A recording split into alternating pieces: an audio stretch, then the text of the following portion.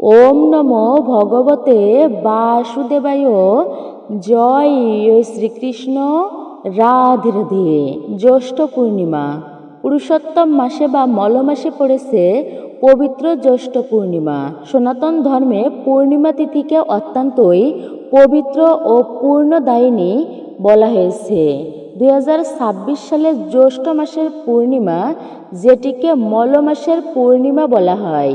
এছাড়াও এই পূর্ণিমার অনেক মাহাত্ম্য রয়েছে এবং অনেক নাম রয়েছে। তার মধ্যে এই পূর্ণিমাকে বলা হয়েছে বিশেষ করে স্নানযাত্রা পূর্ণিমা, বট পূর্ণিমা ব্রত বা এই পূর্ণিমা তিথিতে পবিত্র স্নানযাত্রার অনেক গুরুত্ব রয়েছে। স্নানের বিশেষ করে একে আবার বট সাবিত্রীও বলা হয়। জ্যৈষ্ঠ মাসের পূর্ণিমা তিথি সনাতন হিন্দু ধর্মে অত্যন্তই পবিত্র এবং তাৎপর্যপূর্ণ একটি দিন। যেহেতু এই পূর্ণিমা ব্রতটি 2026 সালে রবিবার উদয়া তিথি অনুসারে এই দিনটিতে পালিত হয়েছে। ভগবান শ্রীবিষ্ণু এবং মা লক্ষ্মীর আরাধনার জন্য বিশেষ ফলদায়ী এই দিনটি। যখন এই পূর্ণিমা পুরুষোত্তম মাস তথা এই মল মাস বা অধিক মাসে আসে, তখন এর গুরুত্ব আরও বহু গুণ বেড়ে যায়। প্রায় 3 বছরে একবার আসে এই মহাবিরল যোগ। সাধনা, ভক্তি, দানপূর্ণ এবং আধ্যাত্মিক উন্নতির এক অনুপম সুযোগ করে দেয়। ধর্মীয় বিশ্বাস অনুযায়ী এই দিনে শ্রদ্ধা ও বিধিবিধান মেনে স্নান, জপ তপ, সাধনা ও পূজা অর্চনার দান বিশেষ পুণ্য প্রদান করে এবং জীবনে অনেক কষ্ট দূর করে।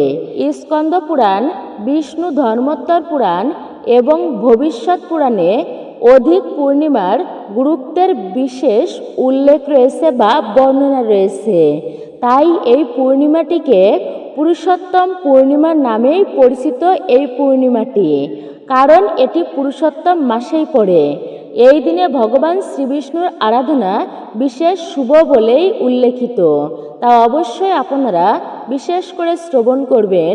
31শে মে রবিবার এই জ্যৈষ্ঠ পূর্ণিমার বিশেষ গুরুত্ব রয়েছে এবং এই দিন বাড়িতে কোন কোন কার্য অর্থাৎ কোন কোন ক্রিয়াকলাপ করলে তা অত্যন্তই শুভ ফলদায়ক হবে, আর কোন কোন খাবার আপনারা এড়িয়ে চলবেন এই দিনে।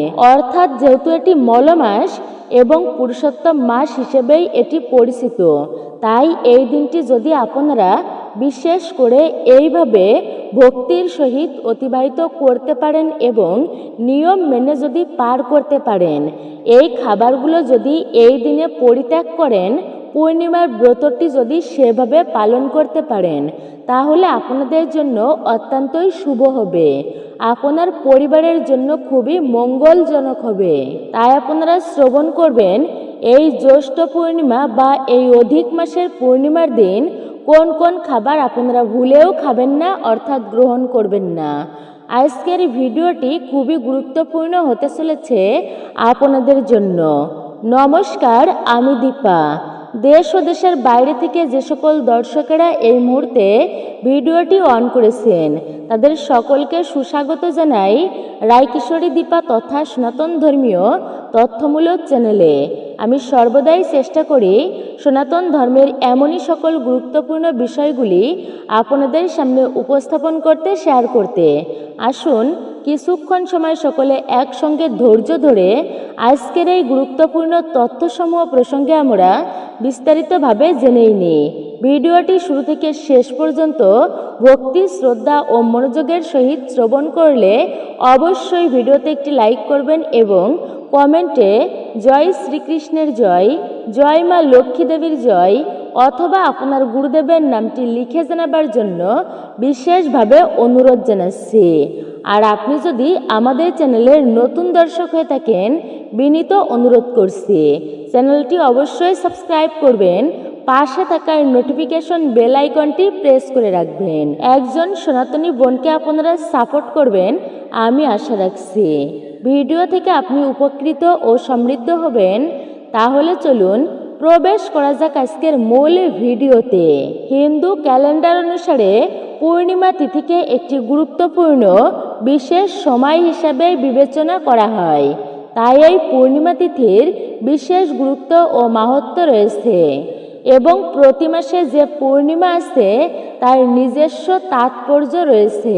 পূর্ণিমা তিথিতে ভগবান শ্রীবিষ্ণু ও মা লক্ষ্মীর পূজা অর্চনা করা হয় এবং চান্দ্র দেবতার অর্থাৎ চন্দ্র দেবতার পূজা অর্চনা করা হয়। চাঁদ হচ্ছে সমগ্র রূপ দেখায়, যেহেতু পূর্ণিমা তিথিতে উপবাস ও পূজার মতো আচার আচরণ করা হয় এই বিশেষ দিনে।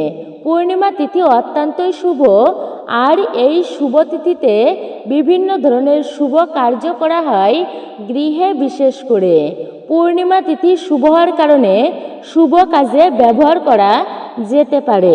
একটি চান্দ্র বছরে 12টি পূর্ণিমা থাকে। প্রতি পূর্ণিমায় কোনো না কোনো শুভ যোগ থাকে বিশেষ করে, বা উৎসব রয়েছে বিশেষ, যা পালন করা অত্যন্তই প্রয়োজন।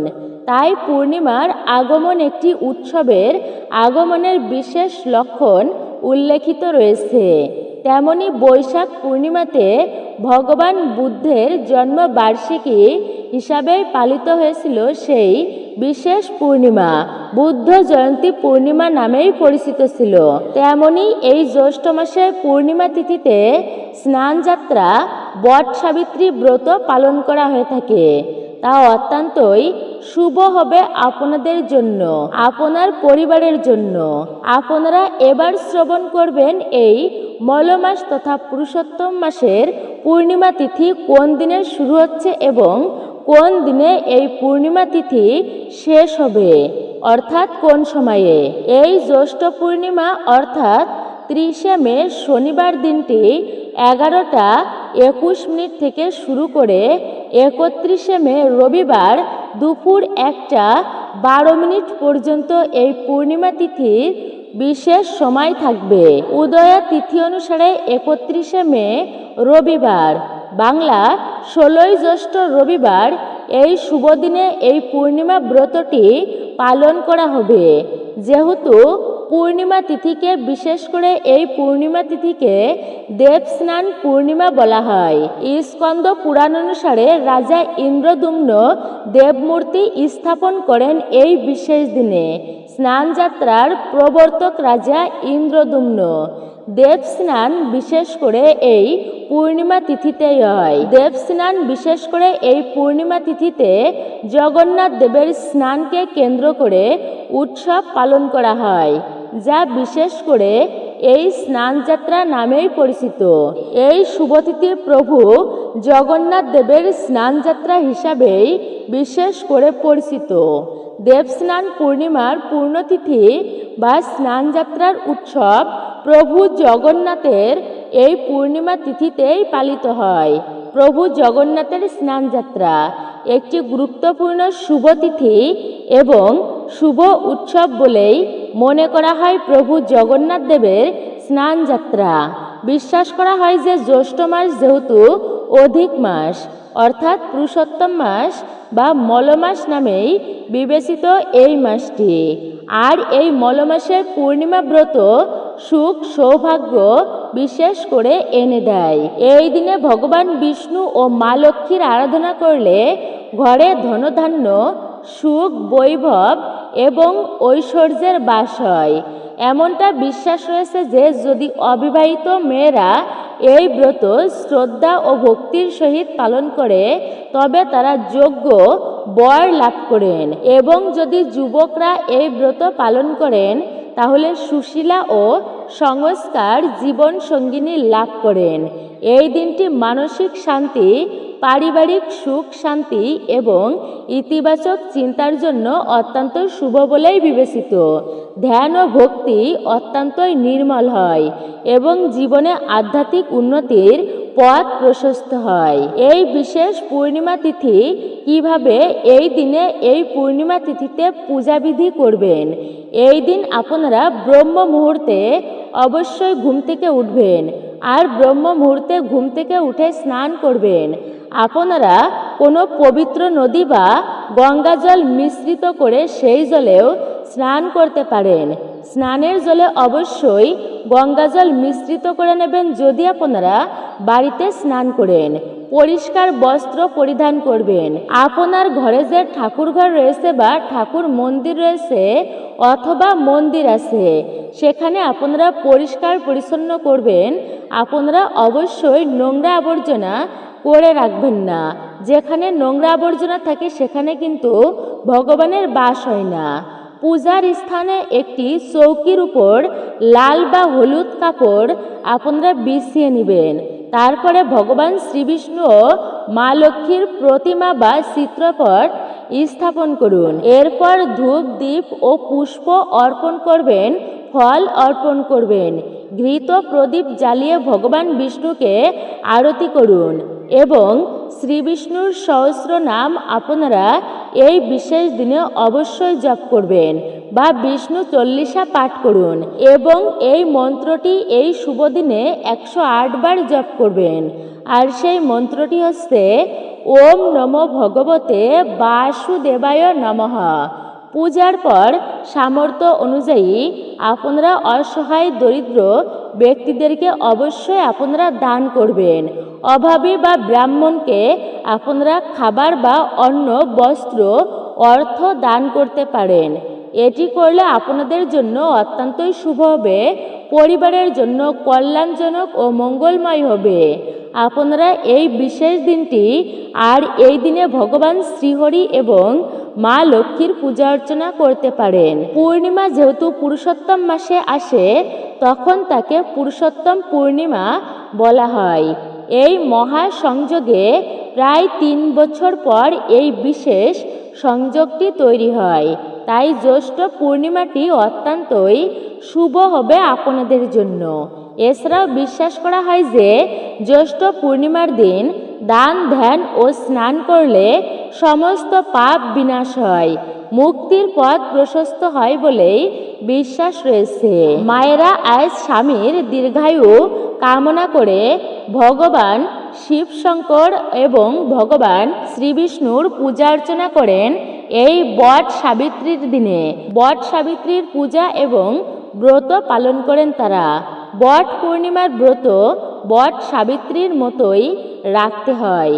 জ্যৈষ্ঠ পূর্ণিমা তথা এই শুভ পূর্ণিমা ব্রতের শুভ সময়ে আপনাদের সাথে তুলে ধরা হলো এই জ্যৈষ্ঠ পূর্ণিমার ব্রত আপনারা কবে পালন করবেন।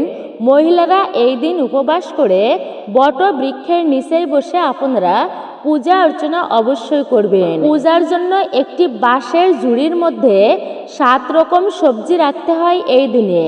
তা ঢেকে দিতে হয় 2 টুকরো কাপড় দিয়ে। ঝুড়িতে রাখতে হয় সাবিত্রী প্রতিমা। বটবৃক্ষে জল, চাল, কুমকুম লাগিয়ে তার অবশ্যই পূজা অর্চনা করতে হয়। তারপর মহিলারা লাল সুতা দিয়ে সেই গাছটিকে 7 বার প্রদক্ষিণ করে ঈশ্বরের আরাধনা ও ঈশ্বরের স্মরণ করে ধ্যান করে তারপর সকলেই সাবিত্রীর কথা শ্রবণ করে। আপনারা অবশ্যই সাধ্য অনুসারে এই দিনে দান দক্ষিণা করবেন। স্বামীর দীর্ঘায়ু কামনা করেন এই দিনে মায়েরা। এই বিশেষ দিনে অর্থাৎ এই জ্যৈষ্ঠ পূর্ণিমার দিন পালিত হয় বট সাবিত্রী পূর্ণিমা। তা অত্যন্তই শুভ হবে আপনাদের সবার জন্য। আপনারা শ্রবণ করবেন এই শুভ দিনে অবশ্যই গঙ্গার মতো পবিত্র নদীতে স্নান করবেন, যা অত্যন্তই পুণ্যজনক বলেই বিবেচিত হয়। এই বিশেষ দিনে গরিব দুঃখীদের খাদ্য, বস্ত্র, অর্থ দান করলে অনেক গুণ বেশি পুণ্যফল লাভ হয় বলেই শাস্ত্রীয় বিশ্বাস রয়েছে। এছাড়া এই বট সাবিত্রী পূর্ণিমা বা এই জ্যৈষ্ঠ পূর্ণিমার দিন সংসারের সুখ সমৃদ্ধি, ধন সম্পদ বৃদ্ধি করতে চাইলে আপনারা আপনার সন্তানের মঙ্গল কামনায় এবং গৃহে উন্নতি করতে চাইলে অবশ্যই আপনারা বা আপনার গৃহে এই শুভ দিনে অবশ্যই জল অর্পণ করুন একটি ঘট স্থাপন করে। আপনারা সকালে হাতের তালু দর্শন করবেন এই বিশেষ দিনে। ঘুম থেকে উঠে সর্বপ্রথমে নিজের হাতের তালুকে দর্শন করুন এই জ্যৈষ্ঠ পূর্ণিমার দিন। শাস্ত্র মতে বলা হয়েছে হাতের অগ্রভাগে মা লক্ষ্মী, মধ্যভাগে সরস্বতী এবং মূলে গোবিন্দের অবস্থান হাতের তালুতে। প্রতিদিন সকালে ঘুম থেকে উঠে বাড়ির মূল প্রবেশদ্বার পরিষ্কার জল দিয়ে অবশ্যই আপনারা ধুয়ে নেবেন। এতে গৃহে নেতিবাচক শক্তি দূরীভূত হয় এবং ইতিবাচক শক্তি প্রবেশ করে। পূর্ণিমার দিন আপনারা বাড়ির উত্তর পূর্ব দিকে অর্থাৎ ঈশান কোণে সবসময় পরিষ্কার পরিচ্ছন্ন রাখার চেষ্টা করুন এবং প্রতি সন্ধ্যায় সেখানে একটি প্রদীপ বা আলোর ব্যবস্থা আপনারা করবেন। আপনারা মনে রাখবেন, এই শুভ দিনে তুলসী মঞ্চে ঘিয়ের প্রদীপ বা তিলের তেলের প্রদীপ আপনারা প্রজ্বলিত করবেন। এতে মা লক্ষ্মী অত্যন্তই প্রসন্ন হবে। তাই বিশেষ করে আপনারা এই শুভ দিনে অবশ্যই এইভাবে ক্রিয়াকলাপগুলো করবেন। বাড়ির সদর দরজার বাহিরের দিকে সিঁদুর বা লাল চন্দন দিয়ে স্বস্তিকা চিহ্ন আপনারা অঙ্কন করবেন এই বিশেষ দিনে। এটি অত্যন্তই শুভ প্রতীক বলে, মঙ্গল প্রতীক বলেই মনে করা হয় এই স্বস্তিকা চিহ্নকে। এছাড়া আপনারা এই পূর্ণিমার দিনে বাড়িতে দক্ষিণাবর্ত শঙ্খ আনবেন, যা অত্যন্তই শুভ আপনাদের জন্য হবে। মা লক্ষ্মীর পূজা অর্চনা করে এই শঙ্খের জল আপনারা যদি চারিদিকে ছিটিয়ে দিতে পারেন বাড়ির, তাতেও ধন সম্পদ বৃদ্ধি পাওয়ার লক্ষণ রয়েছে আর অশুভ শক্তি বিশেষ করে তা নাশ হবে। আপনারা অবশ্যই শ্রবণ করবেন এই জ্যৈষ্ঠ পূর্ণিমার দিনে আপনারা কি কি খাবার ভুলেও কিন্তু মুখেও তুলবেন না। যেহেতু মনে করা হয় হিন্দু শাস্ত্র এবং আয়ুর্বেদ শাস্ত্র অনুসারে এই বিশেষ তিথিতে মানুষের শরীর ও মনের উপর চাঁদের বিশেষ প্রভাব থাকে। তাই জ্যৈষ্ঠ পূর্ণিমা সহ বিভিন্ন পূর্ণিমা তিথিতে শরীর ও মনকে শুদ্ধ রাখার জন্য এই ব্রত পূর্ণ ফল লাভের জন্য কিছু নির্দিষ্ট খাবার সম্পূর্ণভাবে প্রত্যেকের এড়িয়ে চলাই উচিত। আপনি এই দিনে ব্রত পালন করুন কিংবা না করুন, এই শুভ দিনে কিছুতেই আপনারা আমিষ খাবার গ্রহণ করবেন না। এই পবিত্র দিনে মাছ, মাংস, ডিম, পেঁয়াজ, রসুন যে কোনো ধরনের আমিষ খাবার গ্রহণ করা কঠোরভাবে নিষিদ্ধ রয়েছে। এছাড়া বিশেষ করে তামসিক আহার পেঁয়াজ রসুন তামসিক খাবার হিসাবেই ধরা হয়। আপনারা এই বিশেষ দিনে এগুলি খাবেন না। এগুলো শরীরে উত্তেজনা বৃদ্ধি করে এবং মনোসংযোগ নষ্ট করে। তাই ব্রত বা পূজার বিশেষ দিনে এগুলো আপনারা সম্পূর্ণই বর্জন করবেন। মুসুর ডাল, হিন্দু ধর্মের যে কোনো শুভ কাজ করা হয় পূজা বা পূর্ণিমার উপবাসের দিনে মুসুর ডাল খাওয়া অনুচিত বলেই মনে করা হয়। বাসি বা পচা খাবার, মনে করবেন এই জ্যৈষ্ঠ পূর্ণিমার দিন আগের দিনের তৈরি করা বাসি খাবার বা বিশেষ করে অন্য খাবার কারোর উচ্ছিষ্ট বা আপনারা এই দিনে কারোর উচ্ছিষ্ট বা এঁটো খাবার এই দিনে বিশেষ করে আপনারা ভুলেও গ্রহণ করবেন না। সর্বদাই শুদ্ধ তৈরি করা খাবার গ্রহণ করা উচিত। এই দিনে কোনো ধরনের নেশাজাতীয় খাবার গ্রহণ করা যাবে না। বিষয়টি আপনাদেরকে লক্ষ্য রাখতে হবে, মনে রাখতে হবে। এই পবিত্র দিনটি মূলত সাত্ত্বিকভাবে পালন করা উচিত। তাই এই জ্যৈষ্ঠ পূর্ণিমার দিন দুগ্ধ অর্থাৎ দই, ফলমূল, মিষ্টি জাতীয় খাবার, আতপ চাউল, অন্ন এবং সম্পূর্ণ নিরামিষ তরকারি শরীরের জন্য আপনার জন্য অত্যন্তই ভালো হবে এবং আপনার আধ্যাত্মিক উন্নতিতে অর্থাৎ আধ্যাত্মিক জীবনে এটি অত্যন্তই প্রসন্ন আনতে পারে। ভগবান শ্রীবিষ্ণু বিশেষ করে এই নিয়মটি পালন করলে তিনি খুবই প্রসন্ন হবেন এই শুভ দিনে, অর্থাৎ এই জ্যৈষ্ঠ পূর্ণিমার দিন। যে দিনটি পড়েছে আর সেটি হচ্ছে 31শে মে, রবিবার। আপনারা অবশ্যই শ্রবণ করলেন এই জ্যৈষ্ঠ পূর্ণিমার দিন কোন কোন খাবার আপনারা ভুলেও গ্রহণ করবেন না। আর বিশেষ করে এই দিনে তেতো জাতীয় কোনো খাবার খাবেন না, পোড়া জাতীয় কোনো খাবার খাবেন না, আটা রুটি এই দিনে গ্রহণ করবেন না। তেতো জাতীয় বলতে করলা, উচ্ছে বা চিরতা পাতার রস বা নিম পাতার রস এই দিনে ভুলেও গ্রহণ করবেন না।